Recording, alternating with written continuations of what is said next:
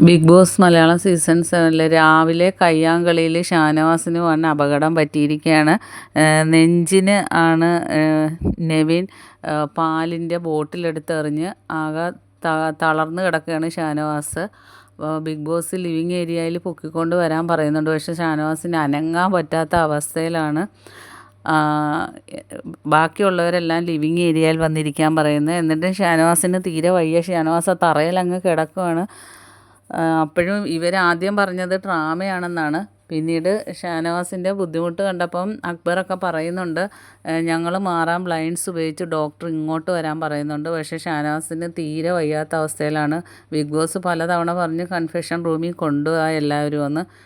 അങ്ങനെ ഷാനവാസിനെ എല്ലാവരും പൊക്കിയെടുത്ത് കൺഫെഷൻ റൂമിലോട്ട് കൊണ്ടുപോകാൻ പോവാണ്. കുറച്ച് പേര് ബാക്കിയുള്ളവർ ലിവിങ് ഏരിയയിൽ വന്നിരിക്കാൻ പറയുന്നുണ്ട്. ബിഗ് ബോസ് പലതവണ പറഞ്ഞ് കയ്യാങ്കളി പാടില്ല എന്ന്. പക്ഷേ നെവിൻ വലിയ പാലിൻ്റെ ബോട്ടിലെടുത്താണ് നെഞ്ചത്തോട്ട് എറിഞ്ഞത്.